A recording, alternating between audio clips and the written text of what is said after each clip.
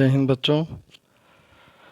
आज हम लोग 7 मई है और 7 मई को राष्ट्रीय और अंतर्राष्ट्रीय खबरों के साथ हम लोग आज फिर उपस्थित हैं।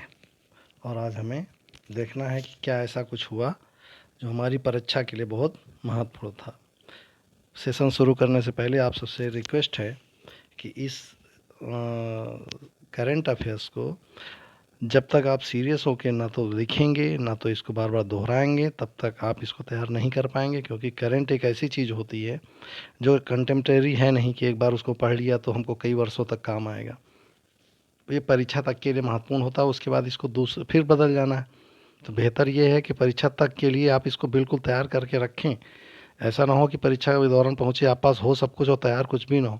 तो इसको जब भी मौका मिले, खाते सोते जगते तब भी दोहराते रहें। तो बार बार इसको सुनेंगे, देखेंगे, नोट्स तैयार कर लेंगे तो आपको बहुत आसानी होगी। अदरवाइज़ करंट का टॉपिक अब बहुत बड़ा होता चला जा रहा है आगे परीक्षाओं के लिए। मुझे उम्मीद है कि आप अब तैयार करेंगे और अच्छे से रिस्पांस करेंगे आगे आने वाली परीक्षाओं में। तो चलिए बिना देर किए आज का सेशन शुरू करते हैं। और सबसे पहले कल के प्रश्न का जवाब आपको देना होगा। कल का सवाल था कि जीआई टैग से संबंधित निम्न कथनों में से असत्य कथन चयन करिए। तो भाई केसर जम्मू कश्मीर हमने पढ़ा ही था, गोरखपुर का टेराकोटा हमने पढ़ा ही था, काले चावल मिजोरम न होके कहाँ होना चाहिए भाई, मणिपुर होना चाहिए ना। और रोबस्टा काफ़ी केरल है ही, तो इसका सही जवाब क्या होना चाहिए था, मणिपुर। यही गलत है और हमें इसको देखना होगा। चलिए अब आते हैं आज का पहला इम्पोर्टेंट बिंदु जो हमारी परीक्षा के लिए बहुत ही महत्वपूर्ण है। हाल ही में राष्ट्रीय आधुनिक कला संग्रहालय, जिसको हम लोग कहेंगे कि नगमा, जिसके अपनी भाषा में अगर उसको कहा जाए तो national gallery of modern art proudly present, तो इसको हम कहेंगे नगमा के संग्रह नाम से इन्होंने शुरू किया है। तो नगमा किस वर्चुअल कार्यक्रम प्रस्तुत करेगा, किस नाम से, नगमा के। तो क्या है इस कार्यक्रम की थीम, क्या है, आर्टिस्ट बाय आर्टिस्ट, यानी कलाकारों द्वारा कलाकारों के लिए। तो यह कार्यक्रम गुरु रविन्द्रनाथ टैगोर, आप अच्छे जानते होंगे, शांति निकेतन की स्थापना करने वाले गुरुदेव और हमारा राष्ट्रगान लिखने वाले, समर्पित है, जिनकी 7 मई को 159वीं जयंती मनाई जाएगी। ठीक है, मनाई गई, आज ही तो है जी। तो इसमें नगमा द्वारा संग्रहित कुछ अनदेखी दुर्लभ कलाकृतियों को लोगों को प्रदर्शित किया जाएगा। तो एक एग्जीबिशन है एक प्रकार की, जिसमें रविन्द्रनाथ टैगोर। आपसे क्वेश्चन किस प्रकार पूछेगा, नगमा का संबंध इनमें से किससे है व्यक्ति के रूप में, तो आप देंगे रविन्द्रनाथ टैगोर के बारे में। चलिए, हाल ही में किस संगठन ने अल्ट्रावायलेट डिसइंफेक्शन टावर विकसित किया है। तो सबसे पहले जान लें डिसइंफेक्शन पावर टावर है क्या। इसका मतलब होता है कि अब बिना वाइपर के, बिना पानी को जो इन्फेक्शन हो रहा था कोविड-19 का, तो उसमें जगह जगह टैंकर लेकर हमें जाना पड़ रहा था, छिड़काव करना पड़ा, उससे बचने के लिए डीआरडीओ ने ये शुरू किया है, जिसमें काफ़ी दूरी तक के कीटाणु अपने आप ही इस डिसइंफेक्शन हो जाएंगे अल्ट्रावायलेट रेड के कारण। तो ये बहुत बढ़िया है। तो इसको खोजा किसने, डीआरडीओ ने। डीआरडीओ का full form defence research and development organisation, स्थापना हुई थी 1958 में। हेडक्वार्टर है नई दिल्ली में और महानिदेशक हैं डॉक्टर जी सतीश रेड्डी, है ना। अगला है, हाल ही में भारतीय नौसेना ने कौन सा ऑपरेशन लॉन्च किया। तो भाई ऑपरेशन नौसेना ने शुरू किया समुद्र सेतु। क्या है जरा समुद्र से देखेंगे। विदेश में जो लोग हमारे देश के फंसे हुए हैं उनको वापस अपने देश में लाने के लिए एक अभियान चलाया गया, जो गृह मंत्रालय, स्वास्थ्य मंत्रालय, भारत सरकार, विदेश मंत्रालय, इनसे सब लोगों ने मिलकर शुरू किया है कि विदेश में फंसे ज़्यादा से ज़्यादा लोगों को भारत में लाया जा सके। इसी योजना को नाम दिया गया ऑपरेशन को समुद्र सेतु। तो अब भाई समुद्र की बात आई है तो नौसेना देखना होगा। नौसेना के प्रमुख कौन है, एडमिरल करमबीर सिंह। तो ये था। अगला नेक्स्ट, हाल ही में वर्ष 2020 का young career award in nano science and technology किसने जीता। तो भाई आईआईटी बॉम्बे के प्रोफेसर हैं सौरभ लोढ़ा जी, उनको 2020 का young career award in nano science and technology में सम्मानित किया गया। अब ये किन लोगों को दिया जाता है, तो भाई यह पुरस्कार उन लोगों को दिया जाता है जो नैनो टेक्नोलॉजी के क्षेत्र में बृहत रूप में काम कर रहे हैं। तो सवाल होगा कि सर इस प्रश्न कैसे आएगा, तो आपसे कुछ पूछा जाएगा सौरभ लोढ़ा का संबंध इनमें से किससे है।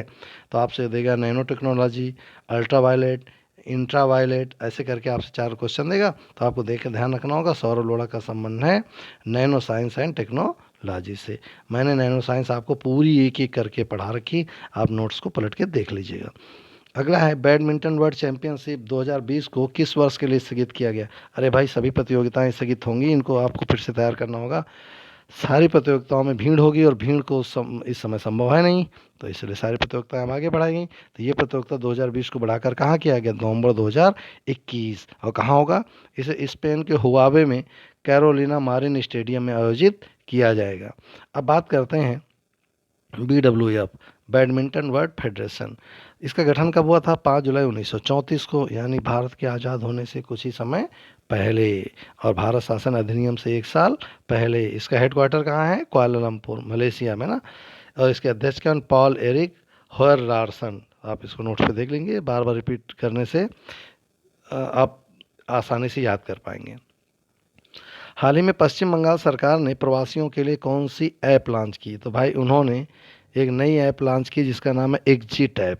उनका नाम ही एग्जिट ऐप, यानी यहाँ से भागो। एग्जिट ऐप वो है जिसमें उनके यहाँ रह रहे जो अन्य राज्यों के नागरिक हैं वो इस ऐप में अपना नॉमिनेशन कराएंगे, और नॉमिनेशन कराएंगे तो उनको खबर हो जाएगी ममता सरकार को कौन कहाँ का है, और उन्हें भेजने की सुविधा कौन उपलब्ध कराएगा, कोलकाता सरकार कराएगी। चलिए, पश्चिम बंगाल, राजधानी क्या है, कोलकाता। मुख्यमंत्री कौन है, ममता बनर्जी। राज्यपाल कौन है, जगदीप धनखड़ जी। अगला है, हाल ही में रूसी राष्ट्रपति व्लादिमीर पुतिन ने किस नेता को द्वितीय विश्व युद्ध मेडल से सम्मानित किया, तो भाई सम्मानित किया है किम जोंग उन को, जो कहाँ के हैं, उत्तरी कोरिया के। उत्तरी कोरिया के किम जोंग उन को द्वितीय विश्व युद्ध मेडल उत्तर कोरियाई क्षेत्र में मारे गए सोवियत सैनिकों की स्मृति को संरक्षित करने में उनकी भूमिका के लिए सम्मानित किया गया है। तो भाई ये क्या है, द्वितीय विश्व युद्ध के दौरान जो भी लोग मारे गए थे उनकी स्मृतियों को संजोने के लिए किम जोंग उन ने एक बहुत बड़ा प्रयास किया था। उसी प्रयास के लिए इनको ये पुरस्कार दिया जा रहा है रूस द्वारा, है ना। तो अब बाइक दिया किसको जा रहा है, उत्तर कोरिया के किम जोंग उन को। तो भाई देख लो उत्तर कोरिया को। उत्तर कोरिया की राजधानी क्या है, प्योंगयान। मुद्रा क्या है, उत्तर कोरियाई वॉन। और सर्वोच्च नेता हैं किम जोंग उन। अब आपके लिए कमेंट बॉक्स का सवाल है, उत्तर कोरिया और दक्षिण कोरिया को अलग करने वाली रेखा को क्या कहते हैं। और ऐसे ही आपको बताना है, कनाडा और अमेरिका को अलग करने वाली रेखा को क्या कहते हैं, दो आप कमेंट बॉक्स में बताएंगे। अगला है, मार्कस बालनबर्ग पुरस्कार 2020 किन्हें दिया गया, तो भाई ये दिया गया है जोसेफ जे लैंड्सबर्ग, रिचर्ड एच बार्निंग और निकोलस सी कोप्स को मिला गया मार्कस बालनबर्ग पुरस्कार 2020। अब यह है क्या, जरा देखिएगा। जलवायु परिवर्तन होने से वनों में लगातार कमी हो रही है, यानी फॉरेस्ट डिफॉरेस्टेशन हो रहा है, और डिफॉरेस्टेशन होने के कारण इनकी कमी को ध्यान में रखते हुए इन लोगों ने प्रयास किया कि कैसे भी करके जो ग्लोबल चेंजेस के बाद भी वनों की मात्रा क्या की जाए, बढ़ाई जाए। उसी को लेकर इनको एक पुरस्कार मिला है, जो स्वीडन के राजा कार्ल गुस्ताफ 16वें द्वारा स्वीडन के स्टॉकहोम में एक समारोह के दौरान दिया जाएगा। आप गौर से देख रहे हैं, स्वीडन के राजा, इसका मतलब अभी भी ऑटोक्रेसी राज्यों में विद्यमान है ना। चलिए, अगला है, हाल ही में IBRD में अमेरिका का नया प्रतिनिधि कौन नियुक्त किया गया, तो भाई अमेरिका में IBRD की ओर प्रतिनिधि के रूप में अशोक माइकल पिंटो को नियुक्त किया गया है। अभी IBRD है क्या, तो पहले मैं आपको पढ़ाने से पहले बता दूं, IBRD वास्तव में बैंक का, वर्ल्ड बैंक का ही एक निकाय है। IBRD का फुल फॉर्म होता है international bank for reconstruction and development, यानी पूरे विश्व में बन रही अर्थव्यवस्थाओं के समृद्ध करने के लिए इसकी स्थापना की गई थी। कब, 1944 में। सदस्य देशों की संख्या क्या है, 189। और पेरेंट इसके ऑर्गेनाइजेशन किसका है, यानी ये कौन चलाता है, तो वर्ल्ड बैंक चलाता है। अब आप वर्ल्ड बैंक का आया तो वर्ल्ड बैंक के अध्यक्ष बताइए भाई, डेविड मालपस। हेडक्वार्टर कहाँ है, वाशिंगटन DC। DC का full form district of Columbia. Yes, कहाँ है, USA। अगला है, हाल ही में किसने आर्मी ट्रेनिंग कमांड की कमान संभाली है, फिर से रिपीट करो, आर्मी ट्रेनिंग कमांड की कमान संभाली है, तो लेफ्टिनेंट जनरल राज शुक्ला ने, ये सवाल नहीं है। इंडियन आर्मी के बारे में जरा देखें, सेनाध्यक्ष क्या है, मनोज मुकुंद नरवणे। हेडक्वार्टर कहाँ है, नई दिल्ली में। आदर्श वाक्य क्या है, सर्विस बिफोर सेल्फ। अगला है, आज के बारे में इतने के अलावा परीक्षाओं के लिए महत्वपूर्ण कुछ बिंदु हैं जो नोट किए गए हैं, उनको आप जरा नोट कर लीजिएगा एक वन लाइनर में। चंडीगढ़ ने कोविड-19, आपसे क्वेश्चन पूछेगा CHD COVID किस राज्य द्वारा शुरू किया गया, तो आपको जवाब देना होगा चंडीगढ़ द्वारा कोविड-19 को सूचनाएं मुहैया कराने के लिए। सैनिक सेवा पदक पा चुके पूर्व केंद्रीय मंत्री दलित एझिला मलाई का निधन हुआ, तो आपसे पूछेगा एझिला मलाई का संबंध किससे है, तो सैन्य सेवाओं से, है ना। अगला है CSIR IGIB पार्टनर्स ने नो हाउ लाइसेंस के लिए किसके साथ समझौता किया, तो टाटा सन्स के साथ साझेदारी करी। अंतर्राष्ट्रीय ऊर्जा एजेंसी IAEA आप अपनी भाषा में कह सकते हैं, once in a century crisis नामक रिपोर्ट जारी की है, जिसमें ये बताया है कि एक बार पूरी दुनिया में ऐसा ना हो जैसा आज कोरोना है, ऐसा ही अंतर्राष्ट्रीय ऊर्जा के स्तर पर या यूँ कहें न्यूक्लियर का भी स्थिति तैयार हो।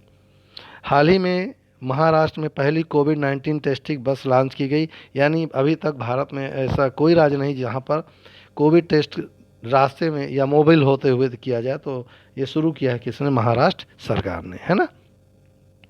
अगला वीडियो कॉन्फ्रेंसिंग के माध्यम से आयोजित किया गया बांस कॉन्क्लेव, तो आपसे पूछेगा अभी हाल में कौन सा कॉन्क्लेव वीडियो कॉन्फ्रेंसिंग के द्वारा आयोजित किया गया, भाई बांस कॉन्क्लेव आयोजित किया गया। अगला है कृष्णन रामचंद्रन बने मैक्स बुपा के नए MD और CEO, यानी कि मैक्स बुपा, आप जानते हैं मैक्स बुपा के बारे में, और इसके अध्यक्ष बने हैं कृष्णन रामचंद्रन। तो ये थी कहानी आज की सेशन की। अब बात करते हैं हम लोग एक नए देश के बारे में बात करते हैं। तो आज का देश हमने लिया है जर्मनी। जर्मनी की राजधानी क्या है, बर्लिन। मुद्रा क्या है, यूरो। चांसलर कौन है, एंजेला मर्केल। और राष्ट्रपति कौन है, फ्रैंक वाल्टर स्टीनमेयर, है ना। और इस महाद्वीप कौन है, यूरोप। भाषा कौन है, जर्मन। जनसंख्या में स्थान 13वां, GDP स्थान तीसरा, और क्षेत्रफल में स्थान 61वां। अब इसके अलावा किसी राज्य का, देश का कुछ भी बचता नहीं है। इसके राष्ट्रीय ध्वज जरूर देखते रहिए अगर आपको KBC कभी देना है तो। चलिए, कल के लिए आपका क्वेश्चन है, आपको जवाब देना है, किस देश के टेनिस खिलाड़ी यूसुफ होसम पर प्रतिबंध लगाया गया। तो आपको जवाब देना है, टेनिस खिलाड़ी यूसुफ होसम किस देश के हैं और इन्हें हाल ही में प्रतिबंध लगाया गया है।